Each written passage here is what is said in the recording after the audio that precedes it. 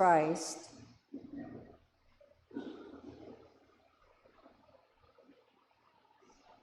Hihinga po muna ako.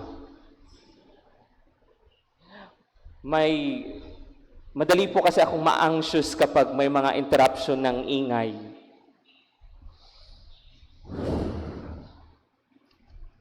Yun po ang kainaan ko. Okay? We're trying to figure out, no? May nagko-compromise po sa ating sound system. Hindi po namin mahanap, hinahanap po namin sa CCTV. Baka hindi lang po namin nahanap ng maayos.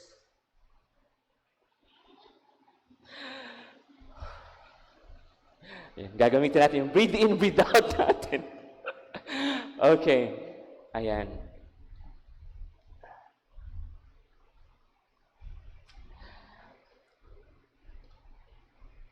Paano po tayo ililigtas ng Diyos?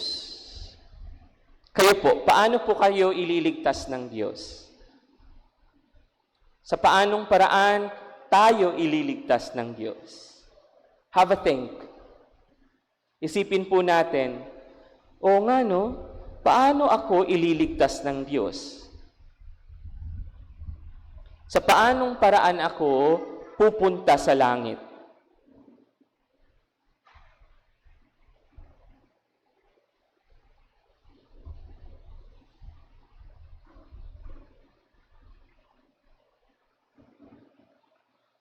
Naku, marami pong hindi nag-isip sa tanong. Kasi yung mukha ninyo nakaganon lang. Iniisip nyo ba kung napatay nyo yung plancha, nalock nyo yung pintuan? Sige. Sige, isipin nyo, napatay ang plancha, nalock ang pintuan, so safe ang bahay.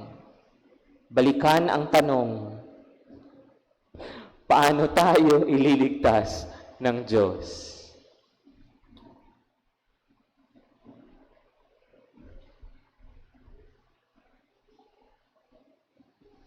Wala kayong masagot, no? So hopefully, pagkatapos po ng misa na ito, meron na po kayo kahit papanong maisagot. Because if we do not know that God is already saving us, how can we get a certain assurance na tama yung direksyon natin? Because if we do not have that sense, maybe we are not being saved. And if we are not being saved, saan po tayo papunta? Wala naman pong ibang direksyon. Langit lang po o saan po yung isa? Kung hindi po natin nararamdaman na dinadala tayo ni Kristo papuntang langit, baka hindi nga po papunta doon ang biyahe natin. And we do not want that to happen, right? You see, I suspect that most of us would think that the way we will be saved by God, by Jesus Christ, is this. Na kapag natapos na po tayo sa ating buhay dito sa mundo, nakaburol na po tayo, doon pa lang tayo ililigtas ni Kristo. And that's why we put so much effort. No? Binigyan mo ng instruction yung mga anak mo at lahat ng mga apo mo, siguraduhin ninyo na nagpapamisa kayo buwan-buwan sa akin, ha? Para makapunta ako sa langit. That doesn't work like that. Kung wala po kayo sa listahan, kahit na ilang pamisa pa po yan, wala na po yung epekto.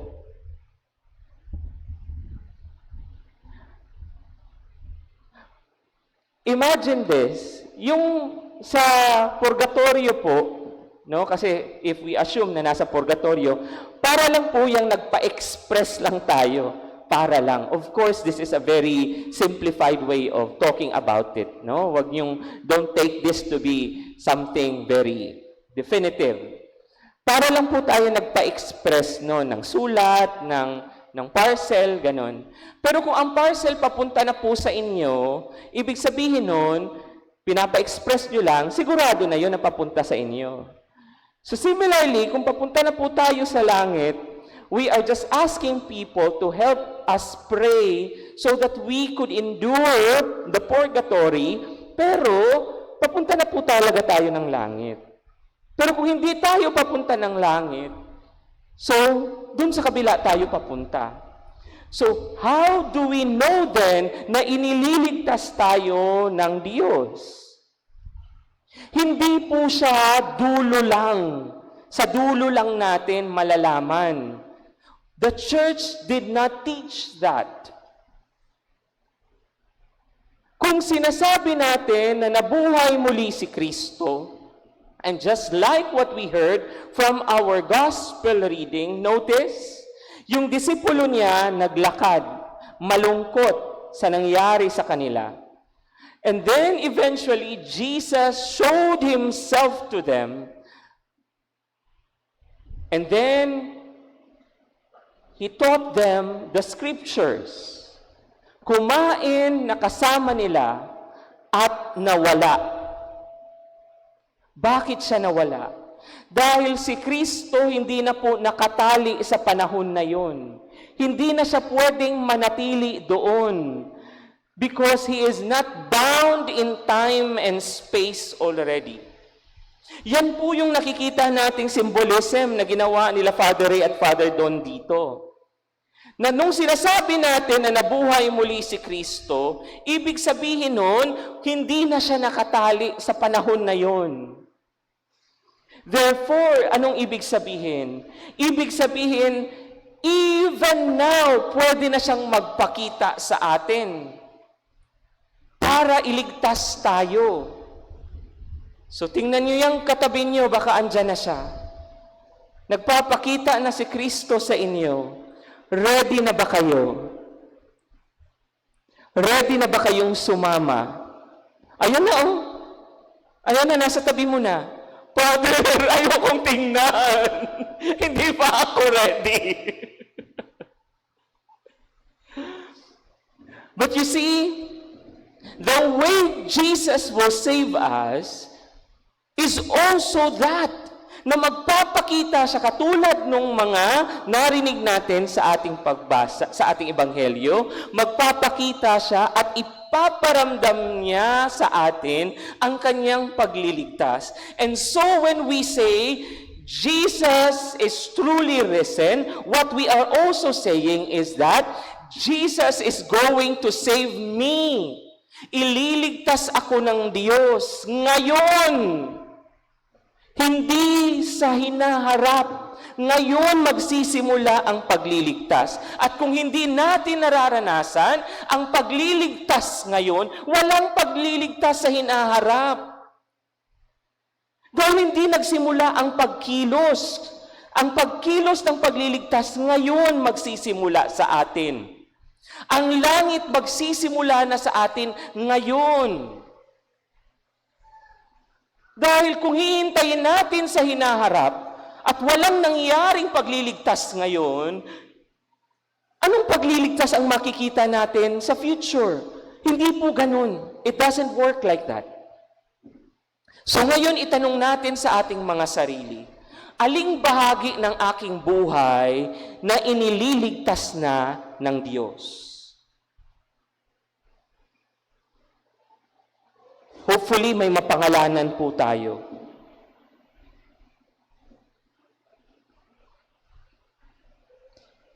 Kasi doon po magsisimula yung langit para sa atin. Sa mga pagkakataon na nakakaramdam tayo ng galit, poot, inis, binabago ba yan ng Diyos? Pinapasuko ba yan ni Kristo Jesus? Sa mga pagkakataon na nagkakaroon tayo ng financial problem, nakikita ba natin na kahit papano nagkakaroon pa rin tayo ng means of income? Na patuloy pa rin kumikilos si Kristo ng dahan-dahan upang biyayaan tayo. Sa mga pagkakataong nagkakalayo na o nasisira na yung mga relasyon natin, kumikilos ba si Kristo para sa invitation to forgive and seek reconciliation? Sa mga pagkakataong nagkakaroon ng gyera, nakakaramdam ba tayo ng konsensya sa mga taong sibilyan na naaapektuhan sa gyera na nangyayari? Dahil yun ang mga pagkilos ng muling nabuhay ni Kristo, yun ang kanyang pagkilos ng pagliligtas. At kung hindi natin yun nararanasan, ibig sabihin, hindi tunay na muling nabuhay si Kristo sa ating buhay. Ganun po niya tayo ililigtas. Sisimulan niya na ngayon. Of course, hindi ito matatapos ngayon. Proseso ito, maglalakbay tayo in the hope that sa dulo, the perfection of salvation will happen. So wag po tayong pakampante na sinasabi natin, maliligtas naman siguro ako sa hinaharap. Kung hindi po natin nararanasan ang pagliligtas ngayon na, mangangamba po tayo na baka walang pagliligtas na nangyayari. Ibig sabihin, baka wala tayong Kristong muling nabuhay sa buhay natin. At kung tunay na may Kristong muling nabuhay sa buhay natin, may dapat nagbabago sa buhay natin. At kahit dahan-dahan man, itong pagliligtas na ito ni Kristo, ito ang dahan-dahang darating na langit sa buhay natin. At lalaki lang po ito at lalago ng lalago. Yun po ang paraan ng pagliligtas ng Diyos sa atin. Panghawakan natin ang kanyang pangako na tunay siyang muling nabuhay. Ibig sabihin, ngayon, kasama na natin siya sa kanyang gawain ng pagliligtas. Amen. Please all stand to profess our faith. I believe in God, the Father Almighty, Creator of heaven and earth,